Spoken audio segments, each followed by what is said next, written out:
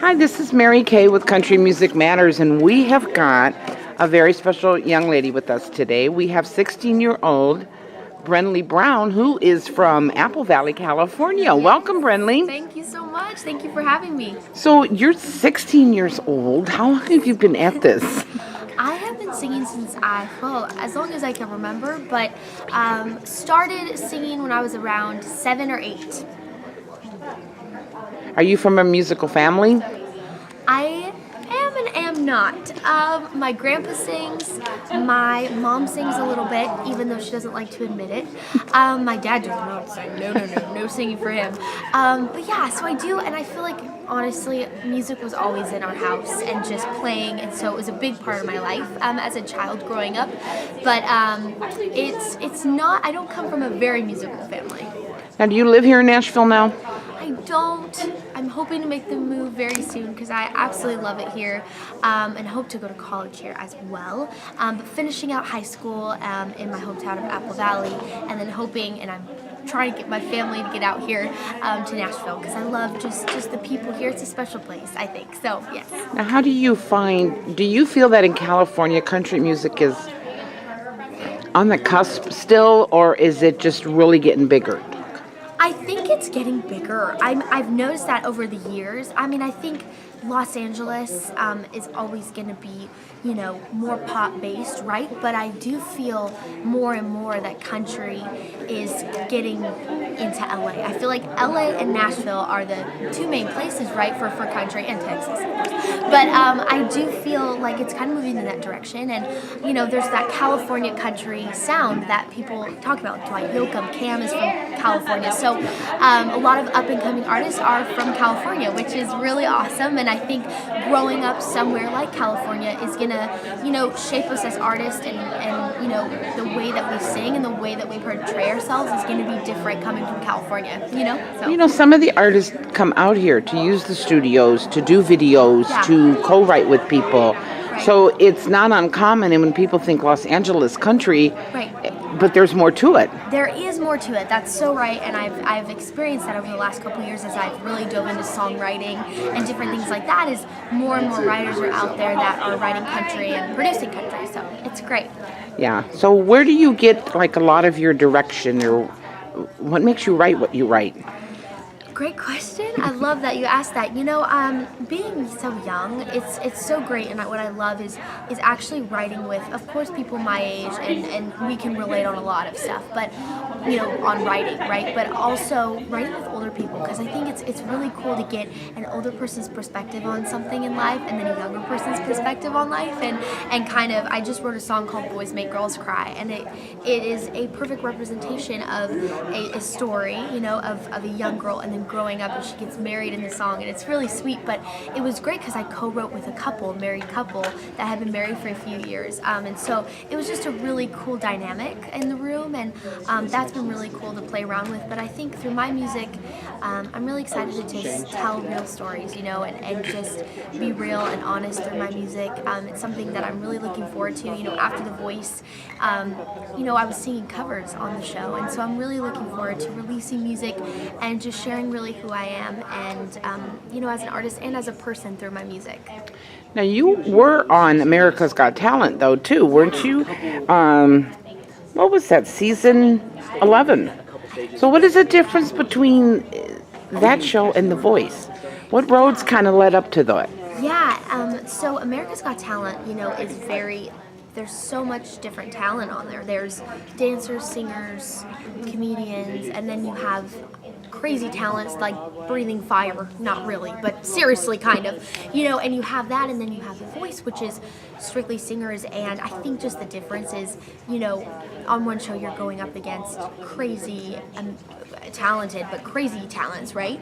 And then on the other show you're competing with artists and singers. So I think it's different, and I think with The Voice, what's great about it is they really allow you to be who you are and be an artist, even though you are singing somebody else's song, they allow you to really show who you are through the whole experience. And so that was great. I think that's the difference there. What are some of the biggest things you took from your mentors and the artists who were there? Like Rascal Flatts, you sang with them. So what do you see in them, or how do you watch or really listen to what they have to tell you?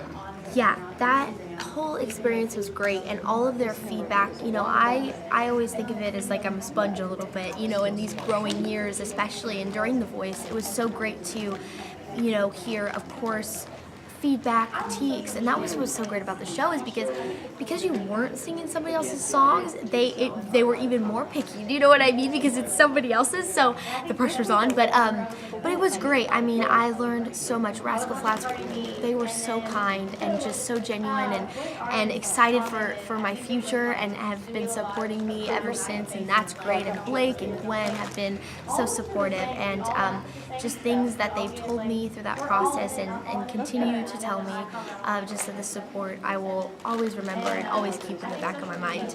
Now, what are some, being from California, what is some of the people you've opened for or played with, or what festivals, or where have you been around in California? Yeah, I opened up for Dwight Yoakam, which was really awesome because I had been listening to his music for so long and I love him. So opened up for Dwight, opened up for Keith Anderson. Definitely, I mean, what's great about California is there's really cool festivals, like, the name is failing me now. Gulf Coast Jam? Yeah, Coastal Jam? The Country Coastal Jam is a great one, that are literally on the beach, which is so fun. Country and the beach, hello, so fun. But there's great festivals, great fairs, and then just love, any chance I get to open up for somebody out in California is great, and I love doing that. And but yeah, it's definitely, coming from a small town, there wasn't lots of opportunities, so I would go down to the beach pier and sing and do all I could to get out there. Open mic nights in LA. I was probably like the only girl singing country, but you do what you do and you work hard, and that's why I'm grateful to where I came from, because of the work that had to be put in to get all the opportunities. Does that make sense? Like in Nashville, it's amazing because you walk down the street and every place there's an artist. That is incredible. But with LA and where I come from especially, there's not that, and so you're constantly looking out for where it is. But more so, like we're talking about, country is more and more there, and so there's been really great opportunities that have arisen and hopefully continue to arise. Now, you were the proud recipient of an Ovation Award. Yes. Explain that to us. Yeah, so an Ovation Award is like a Tony Award. So that, another thing too, of my background is I did a lot of theater when I was younger, and I think, country was always my love, right? And I always listened to country, but I started doing community theater when I was around 7 or 8. And I think it taught me so much about storytelling through music, and really it's not just about getting on stage and singing the song and belting it out, but really what your intention is behind the song and why you're singing it, and that's helped me grow as a songwriter as well. But starting out in theater, and loved doing that, and then started doing voiceover work, and that was really great, and just started working, and then I did some professional theater in the Los Angeles area, and we won an Ovation Award for Best Musical, and really, really great, but it's like the Tony Awards in LA. So great experience, and I was 11, so that was really crazy, but so much fun. Do you think by starting with that, it helped you with your on-stage presence now as an artist? So much so. I really feel like because of how vulnerable, anytime you get on stage, you are pretty vulnerable, right? And you're kind of just out there, right? But I think with theater, it's so compelling, and for example, the show that I was in that did win an Ovation was Parade, which is a very intense, emotional story, and so I think coming from that, it's helped me to be more honest on stage and more real and definitely more comfortable. So is this your first CMA Fest as an artist? It's not. Last year was my first CMA Fest, and I loved it, and I had always wanted to play, so it was incredible. I played at the Bridgestone in the Needle, and it was so much fun, and it was intimate, and it was acoustic, and I loved being a part of it. And out here yesterday, I just played at the Hard Rock Cafe stage, which was outside, so this was my first stage outside, which I'm giddy about still, because that was a big deal. I'm just grateful to be there, but I'm loving it. It's so much fun. I feel like country fans, they are diehards in CMA Fest. We have people coming from Canada and all over the place, so it's so much fun. Have you really felt your fan base has just started coming up with you, following you. Yeah, and that's been so incredible because, I built a little fan base before The Voice, just by playing little shows here and there, right? And that was great. And then went on The Voice, and that was crazy, and I didn't even know what to do. And then now after The Voice, it's amazing, and I just got off this 6-week tour to just meet these people that voted on the show, or meet people that have been supporting me for a while, and I'm just very grateful for their support, and I hope that they stick with me on this journey, as I keep working hard. Have you ever been here as a fan during CMA Fest? I have never been here as a fan.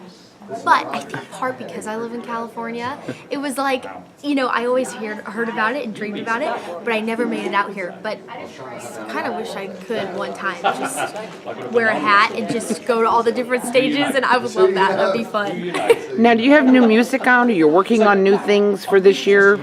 Yes, I'm very excited. I'm currently working on an EP, so that is really exciting. It's been a journey to get here, but I really feel like this year was such a great time to really figure out who I am as an artist and know what I want to say through my music.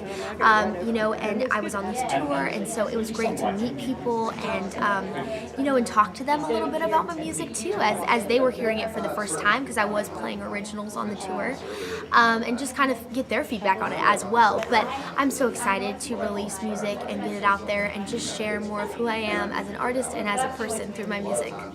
Have you been out to Buck Owens Crystal Palace in Bakersfield, California? No, but I've always wanted to go there.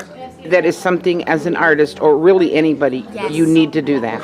Their food is great, Yes. but the atmosphere, the memorabilia, the memories there, it's just very well. So Love that. you should try that one day. It's not that bad of a trip. I would And I love think that. you'd really, really appreciate it, what's there to Yeah. see, because a lot of people just don't realize where, there is California history. Right. There is California, There's Merle, so- Buck Owens, Yes. Dwight, so there's a lot out there. Yes. So what do we got going on the rest of the year?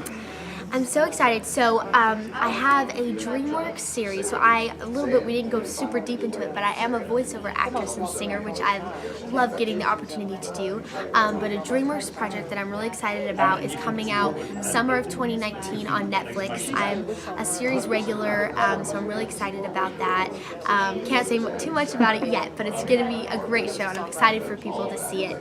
And of course, releasing music, hopefully going out on the road again, I would love, and just continuing to meet people and do, I feel like in Nashville and just in this industry as well, it's really about just working your way up and just taking baby steps and just working hard. And so that's what I'm really looking forward to this year, is just meeting as many people as possible, writing as much as I can, getting music out there, and just meeting the fans. That's so much fun.